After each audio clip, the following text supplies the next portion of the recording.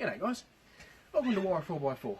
Today we'll be replacing these little universal joints in the Rocky. So if you feel like a bit of an adventure in maintenance, hang around because we're about to replace these little joints. So we've got the vehicle all chocked up, well the front. My personal preference to leave it on the ground when I do this. Some cars you probably have to lift up, but what we're going to do is this thing right up here. That's what you call a universal joint. It's what holds the tail shaft onto the vehicle and allows it to rotate. As you can see here, this one is loose, but if you focus your attention on the one at the front, it's probably a better example. That is loose, and what that does is that when you're driving along, it causes vibration. Worst case scenario, these can break and they can swing around and cause all sorts of damage. So what we're going to do today, if I can find the rope, is replace the universal joints. Starting off with the right spanner, whatever it may be. Alright, so looks like it's the 14mm. Now the whole purpose for me leaving it in gear is that I can get behind here and take these nuts off quite easily using the compression on the engine. So what you want to do is start with the nuts on the back first. Oh, and they're tight too. Real tight.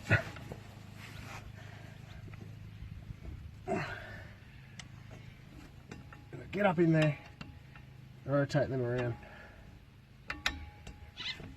like so. Just crack them all off like that.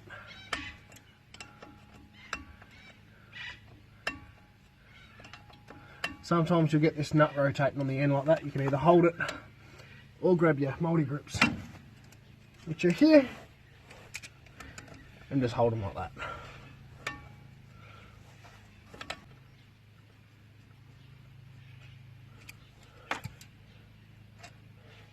Easy peasy, comes off.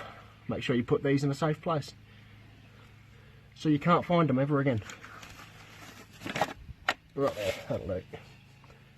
Another good tip for when you're doing these U-joints, although it's not all that necessary, it's also a good thing to do, is that you mark the direction it comes off. So I'm just going to have a little mark up here with my screwdriver.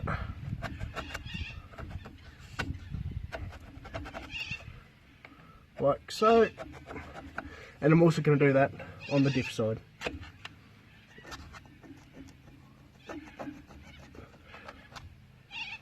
Like so. So when we go back to mounting this back up, it all stays in alignment. Actually, because we're taking the yoke out, I'm going to mark that on the base as well.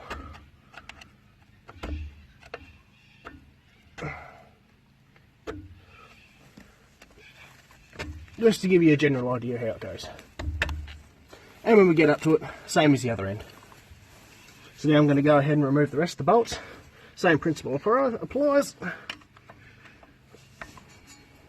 Up and cracked. No, that's my fault. I'm doing it up. Silly me. Okay, so that's the nut. There's the bolt. We'll screw them back together. With the last bolt out, the tail shaft should just drop off with a bit of a wiggle.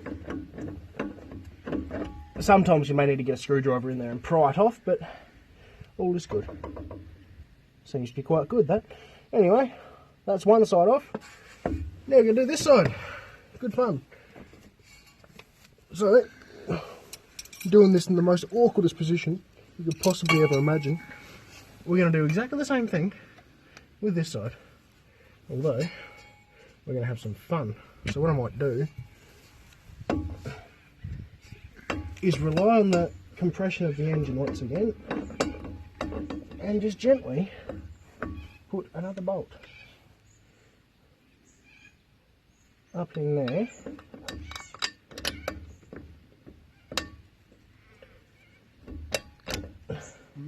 And just sit a nut on just so when I rotate the tail shaft, it's just going to lock in for me.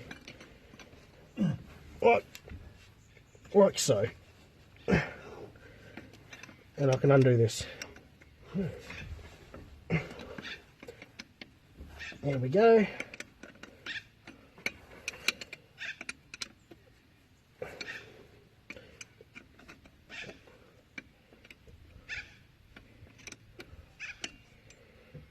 Generally, when you crack these, you do them a couple of times, and they should come off with your fingers. I'm not using any of that WD-40 stuff in this situation, so it just makes it a little bit more difficult. But because it's covered in grease, it's not too bad. Very dirty job though. Not as dirty as some. Still dirty. Alright. First bolt out. So that easy. And you put that in a safe place where you can't find it ever again. While I'm at it, I'm going to mark this tail shaft. Alright. There we go, there's the last bolt. Chuck him over there. And then I'll go back over to this one. Undo him if I can. Like so. With a wiggle jiggle jiggle. Oops! Tail shaft comes off and lands on your neck. And that's when you know you got it off. So, there you go. One, tail shaft off.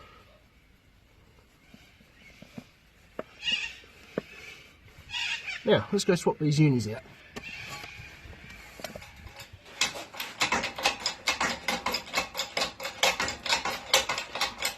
Out she comes. Look, that'll do.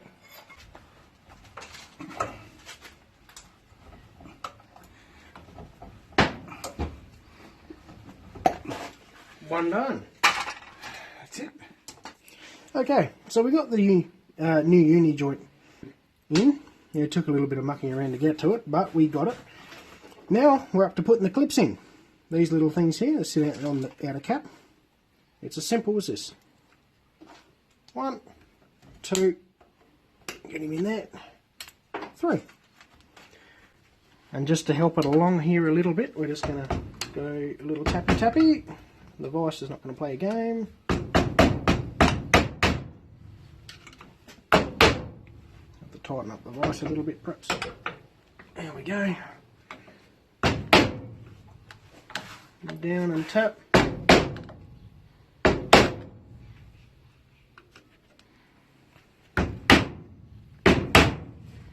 Jeez, I'm glad we changed it. Me too. 1. Then you go down and get this side in. Like so.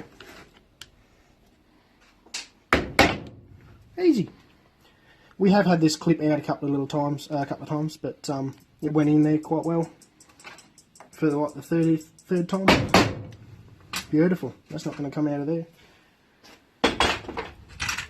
Right here is basically a brand new uni. Right in there. No movement. Nice and solid. Now we've got to go ahead and install these clips on the outer ends. There and there. Which we'll start with this one because that one looks a little bit easier to do as the cap is sitting in the right position. Here we go. This one is a little bit bent, but we'll see if he fits. I'm going to put those pliers. Here we go. Yeah, we had a little bit of an issue of one of the needles breaking, one of the previous caps, but I think I'll get a new one of these. Alright, another clip, putting the pliers like this. 1, 2, oh, not quite right, and 3, in she goes. A little bit more persuasion, bingo bango.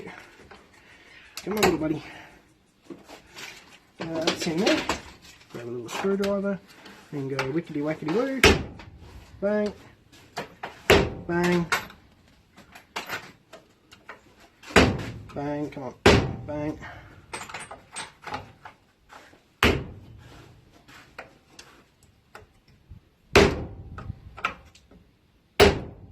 people would probably not like the way I'm doing this, but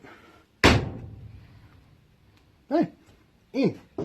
Beautiful. Okay, flip her over again. Do the next one, which is there. Hopefully this one has enough pudding we can get the clip in, because if you don't, what you can do, find a nice little punch, put it in there, just neatly, give it a tap, like so. Got to be careful not to punch it too hard, otherwise it'll push the other pin out and bend it all and break it. That's what happened to the last one we did. With another new pin, like that, and these pointy nose pliers, it's the same procedure again. Him in, just to give him a little helping hand. Make sure he's seated in there with this. Of course, I got the biggest screw, hammer in the toolkit I could find, which is probably unnecessary. That's it. All right. I could maybe go a little bit more on that side, perhaps, just to make sure she's nice and tight in there. Cool. Righto. One brand new uni joint. And the ball joint there, we put a grease gun on and grease that up before we chuck it in. But yeah, essentially, beautiful job. Now those markings I made on there previously, which are somewhere here. There's one there. I thought there's one on this side. There, perhaps. There and there, was it? Yep. Okay. Turn it to the right a bit. Not happy there. Oh, there he goes. No. Didn't want to do that, just wants to go there. Alright, that should be pretty good, I'd reckon. Not a bad day's effort. Now we're going to go and reinstall this on the vehicle. Okay, I'm back underneath the vehicle. Still in gear because diff won't move. Oh, she's all greased up, all ready to go. So, find where you lost your bolts before. Make sure you put them in a place that you couldn't find them ever again. Lucky for me, mine are still here. So, grab a bolt. It's probably a good idea to put the spring washer that we have here on the nut side of the bolt. So when you put it on, it goes like, whoops, like that. So therefore, when you tighten it up, the nut won't come loose. The bolts always go through this side. So if it's on the flange, this side, on the diff housing, it'll go that way. If it's on the transfer case side, the bolt will go that way. The nut always does up on the flange of the seal, if that makes sense. Right, so now we have a marking here, which we will line up nice and gently here. That's where we made our mark before, so that's got to rotate to the bottom, like so. I'll lift her up, line up the holes, and somehow like that. There we go. Tail shaft's on, we can drive off. No, not quite. Chuck the bolt in. Yep. Chuck the washer on, and the nut behind that flange on this side, that side up there. You may have to do a little bit of jiggling around as the bolts tend to be a little bit longer. Extra pudding. Find your spanners where you left them. I ended up having to get a ring spanner earlier because they were a little bit tight. But generally, if you do maintenance on your own vehicles, you leave them so you can undo them if you ever need to. But of course, don't do them too loose. Tail shaft on the Hilux is done up with, let me see, 2 ring spanners I think it was. But they're loose enough I can get underneath there and undo them if I ever need to. I mean, of course, you need a little bit of force on there, but hey, it's all good. Oops, and you put one on there and tighten him right up. One bolt in. Yeah. Anyway, so now that we've got that bolt in, we're going to go ahead and install the front one. Same rules apply. Just going to lift him up. That should already be lined up if you lined up the back one first. Because that's greased up, it's going to have a bit of pressure in here. When we took it off, it come off very easily. But this will go. Okay, now I've got to find out where my mark. Here it is. There it is, and that should go like that. Push the shaft out. Beautiful. I'll whack a bolt in there before he comes off.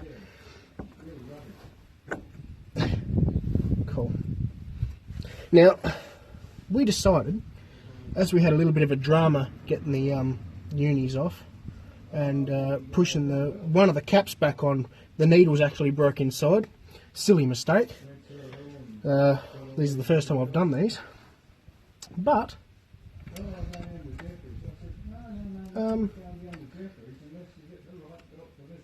we decided that the back uni didn't need changing after we got it out. It was still quite good. Put a bit of grease in there and it's all hunky-dory. So it was just the front one right here that needed changing anyway, so we can get away with that for hopefully a few more thousand Ks. Then simply find your spanners and do these up like that. You know, I'd feel much better if there was a spring washer on each side of these bolts, just for safety's sake, but oh well, it's alright. It's just confusing because the spring washers were put on backwards before and it's left a giant ring around the outside.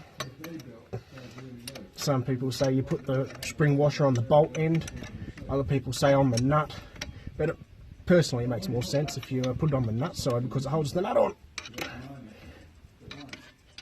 And you do that up firm, like that. You don't want to do them right up tight for a start, otherwise you won't be able to put the rest in. You'll be cockeyed and you'll have all sorts of sort of dramas. So always leave them a little bit loose.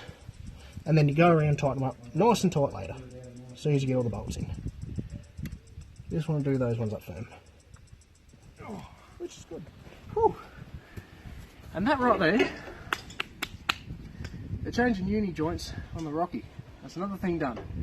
Next time, I reckon we might be changing that timing belt. Just gotta wait for it to come in the mail. So, without any further ado, I hope you enjoyed this video, and stay tuned for next time. Wora 4x4.